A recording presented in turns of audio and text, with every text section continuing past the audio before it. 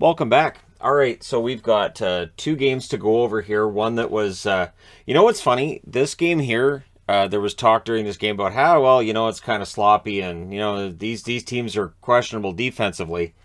And it's like somebody behind the benches of this game went, hey, did you hear that?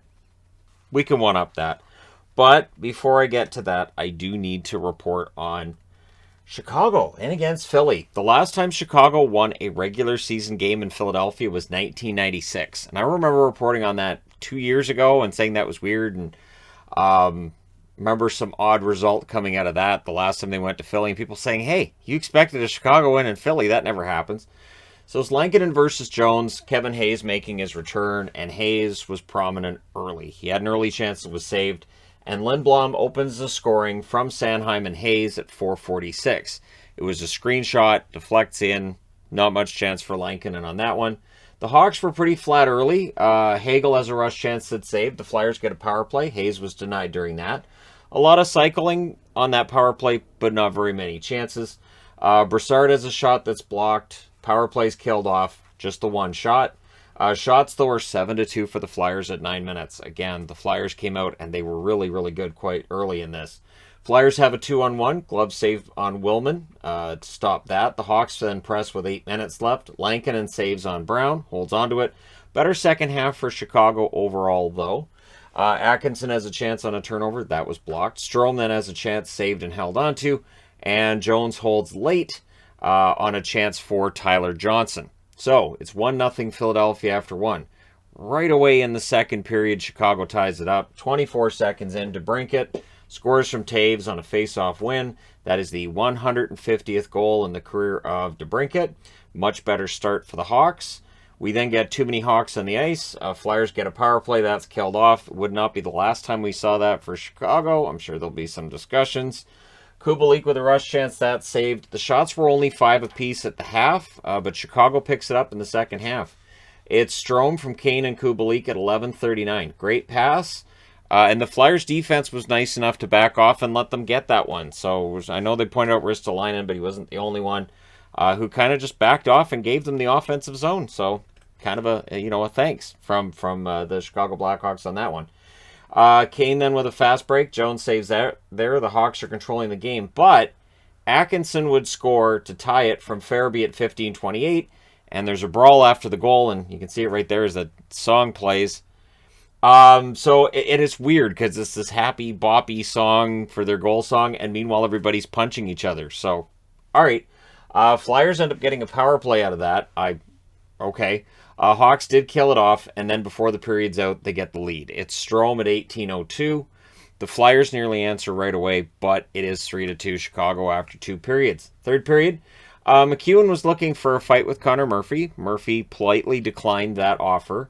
Brassard scores his 199th goal to tie the game from Atkinson and Farabee at 3:09. The puck goes through Lankinen, and it was on a rush chance. That's one that I think Lankinen would probably want back, but again, it was a rush opportunity. DeBrincat and Konechny were unfriendly. These two guys are both smaller players who are agitators, so clearly when you get the two together, they're going to try to out-agitate one another. Atkinson would put Philadelphia in the lead from Farabee at 8:28. So this is 4-3, and this is where the discussion becomes one of, hey, these teams are sloppy defensively. Yeah, sure. Lankinen didn't see that one. I still thought he probably should have had it, but again, he didn't really see it. Hawks would try to answer.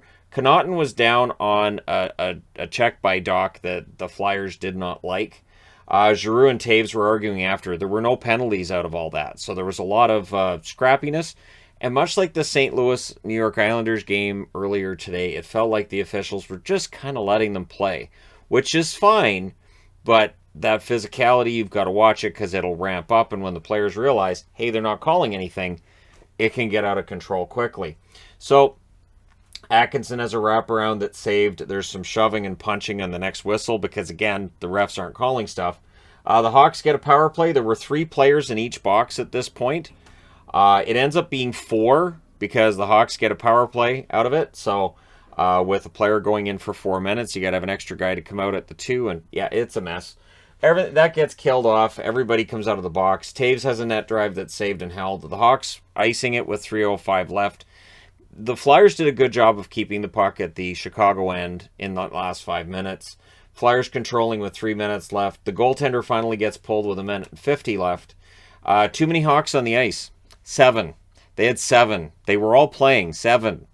So the too many men on the ice call is one thing back here, but you have 7 guys on the ice. So with 1:26, the Flyers get a power play. They call a timeout.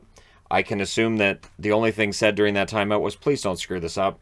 And then with 29.3 left, the Hawks call a timeout. I can assume for Derek King to tell him, thanks for screwing it up. Your final score is 4-3 for Chicago. Chicago has still not won since 1996. In Philadelphia, they dropped to 20, 28-8. Philadelphia 17, 28-10. Your shots, 12-10 Philly in the first, 12-7 Chicago in the second, 8-7 Philly in the third. Final shots, 29-27 for Chicago. Power plays, the Hawks 0 for 1. Philadelphia 0 for 4. Lankinen saves 23 out of 27. Jones saves 26 out of 29. And the other game today, the one that I think a lot of people are going to be clicking on the timestamp for, what happened? So it's Murray versus Wedgwood. Murray was doing well his last couple of games. He has not. Shots are 3-1 for the Coyotes at 4 minutes. They get a power play. They were 1 for their last 23.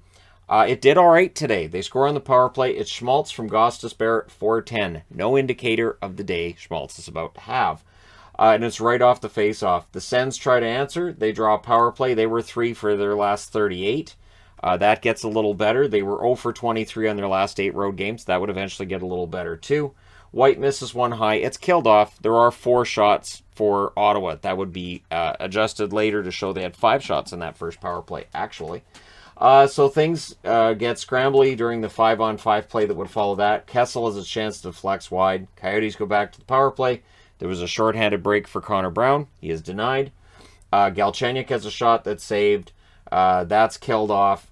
The shots are 12-6 for the Senators with 8 minutes left. So 17 of the first 18 shots in this game are saved.